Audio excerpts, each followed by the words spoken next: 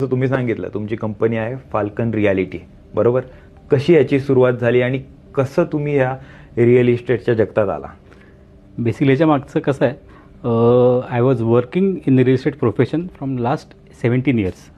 2007 साली माझी जर्नी चालू केली रिअल इस्टेटमध्ये, wear I was working with खूप साऱ्या डेव्हलपर्सबरोबर मी काम केलेलं आहे. I started as a